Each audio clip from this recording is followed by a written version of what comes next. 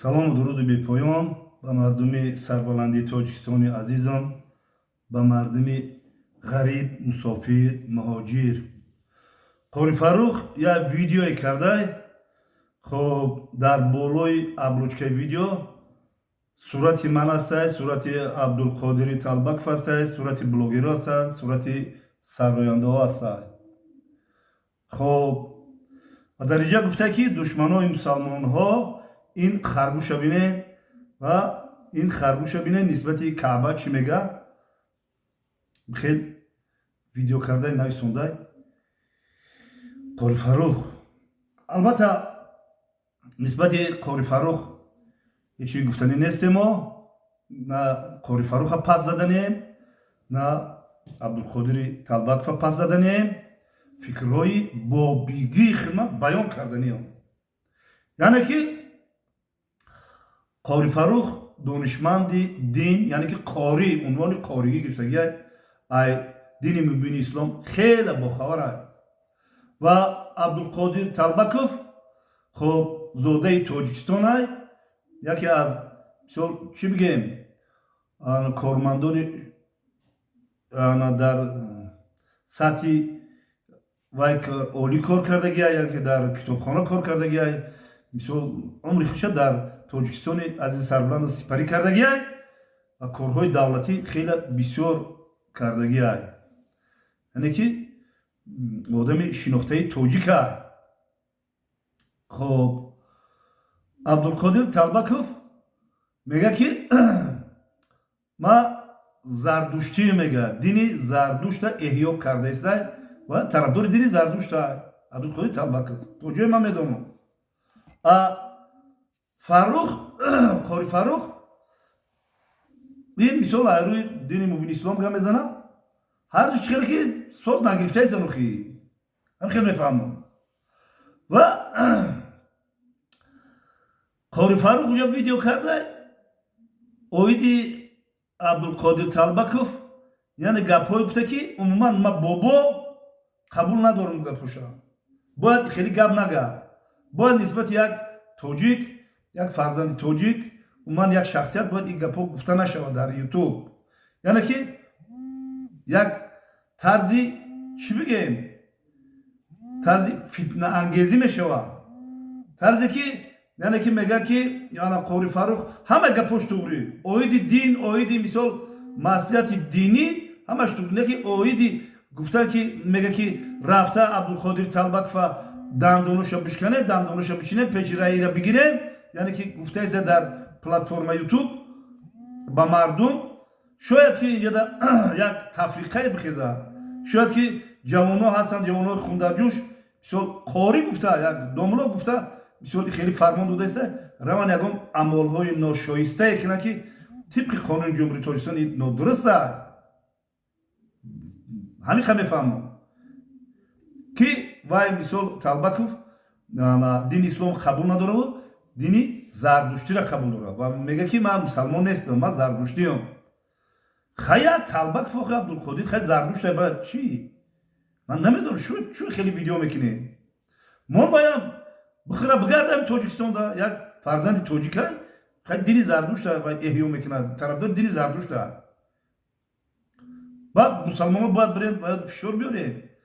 вай худаш чӣ қадар ҳамин як умр дар китобхонаву дар ҳамин Тоҷикистон кору фаъолият карда хайр равия шавая. зардушту мегӯяд. хоб ин Қори Фаррух мега ки бирем латиш кунем.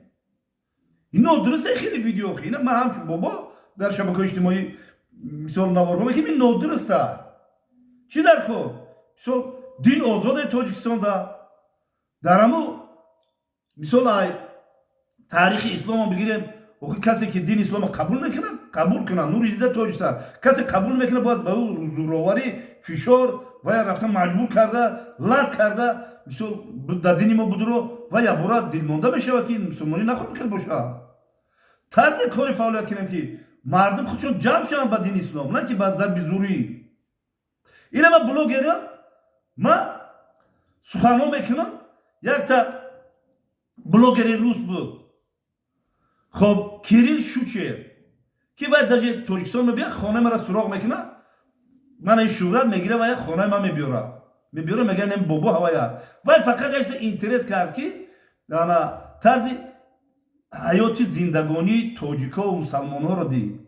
وقتی خانه آمد وقتی توت بود من توت چیندم آوردم ترکه دادم من آوردم کلوبنیک چیندم آوردم دادم میره شیر آوردم جرغات آوردم مسکه آوردم دوغ آوردم دسترخوان دا ماندم گفتم من همین چیزایی که ما داریم دهه اینمی میچینیم میخریم همجا رفتم تا طرف گاوا رو نشون دادم گوسالا رو نشون دادم مرغا رو مرغی کرک نشون دادم تخم رو نشون دادم همه چیز گفت که شما دا گفت هیچ من آبی چشمه من میوجود من زندگی سیوش воздух عجایبا تاجیکستان خیلی منظرهای خوب داشته همه چیز تو پشتی ام دورینی حالیتون میخرین چیزای تازه و لابی حوضو رو بردم نشونش دادم و یا اینترس کرد که چی خیلی تو همی پریدی دنیا بود آیوس موهی را برو وردی بعد همه که بلوگره که چند میلیون مثال تماشابین داره و روس بود یا که کاتولیک بود یا که یوری بود یا که مجوسی بود یا که آلوپرست بود یا که چیزی بود نبود که آمد منظرهای تاجیکستان و منظرهای زیبای تاجیکستان دید آمد زندگی مسلمان ها را دید آمد مچیتا رو پیشرفت ترقیات تاجیکستان را دید مهمان نوازی و مهمان دوستی تاجیکا را دید مسلمان ها را دید آمد دسترخوان های مسلمان ها یعنی تاجیکا مسلمان را دید و حواس کرد دینی مسلمانی را قبول کرد رفت حج کرد بود رمد تطیراف کرد و کم چیزایی هم خالای کبیدکش هم شد بوده است قطعی اوچهش بابا کسی ممکن اولادن و یا مسلمان شوند انا این گپه پاری جان پاری فرو بازار بی زورواری نمیشوه یا برای نفرت چون زیاد میشوه خیلی ویدیو نکنه که بری یک کسالت کنه یک کسالت چی کنه دین آزاده باید خیلی نکنه نوخی من برای همی کم ترویج شدم خجالت زده شدم که نخوا بلوگر هم خیلی ویدیو کنه که برین یک کسا بزنید برین یک کسا پیش راش بگیرین خب تو عالم دین هستی او زردوش هستی بشینید هم دیگر خیلی صحبت ها کنه بحث کنه یک برادر گفت که همی عبدالقادری طلبکوف به نهایت آرام طبیعت های به نهایت بحث نغز میبینه یا جو شتگی بدیم رفیق نزدیکش که باید بسیار اسلام دوست هست بسیار دینی مبین اسلام نغز میبینه دوست میداره جمله نزدیکی همی که عبدالقادر طلبکوف میگه خیلی رویش همون را قبول کرده چیکارش کنه میگه رفیق ما دوستی ما میگه میرم من گپش میزنم میگه و هم خیلی به نهایت آدمی همین دلگشوده به نهایت آدمی آرام طبیعت های سخندان های میگه میخوای بابا قضیه صحبت کنیم گفتم بله گرفت تلفن نمیخواد تلفن گرفت زنگ زد یعنی قضیه صحبت کرد بسیار یک طرز صحبتی و یا عجایب صحبت کرد هم دیگرش قضیه بعد گفت که عبدالقادر گفت یک شخصیت قطعی شما میخواهد که صحبت کنه او دوره یک کمتر آزار و اذیتش نداده بودن با بازی و چیشی بعد گفت مایل شوخی مایلش کیه گفت این روز من نمیتونم نکی گفت پگاه دیگه گفت نمبروی مرا تش بیایا گفت وای میشناسی تو گفت کیه وای گفت که هم بلوگری ریش دراز ریش سفید بابای بلوگرای وای بابای قند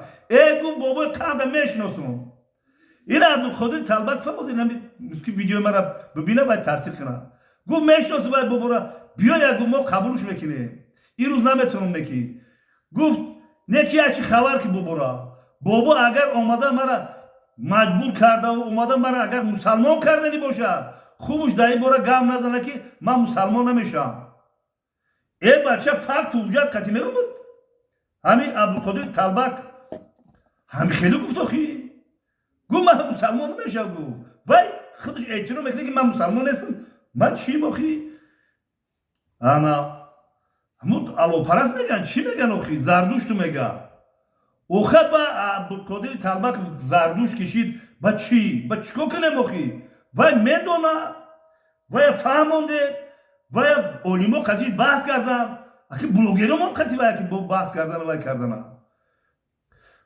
وای همین انسان گفت همین جورش گفت که وای بسیار فرزندای خوب داره گفت بسیار فرزندای خوب داره گفت بسیار نبیرا و یک اولاد کلان هم گفت خیلی پدرم خیلی شیده همی پدر زردوش پرست شده زرگوش پرست شده هم خیلی علاو پرسته هم خیلی شده بخی با چیکار میکنه شما تعجیمش بخی تاجیکستان کشاده تاجیکستان آباده تاجیکستان آزادیه بخی با اون جوانو رو هم خیلی میگه با اون مچتی رسو هستن مچتی کاتولیکو هستن مچتی دیگه مچتو هستن و همه میرن نمازشون میخونن رفته کار فعالیت دارن در دیگه دولت اوری نه خیلی نکنه خیلی ویدیو نکنه کاری فرو باور که کمتر من نسرین گشت یک شخصیت چون میکنی در رقیبه گم میزنی خیلی تاجیکستان آمدی برای قطعش بشی قبولت کنم بشی تا عیوز ایسا هم شد یک دو فرزندی تاجیک یکی مجوسی چی میگه زردوش یکی مسلمان خیلی بحث کنید تمام با میخیزن میرن یکم چی نیست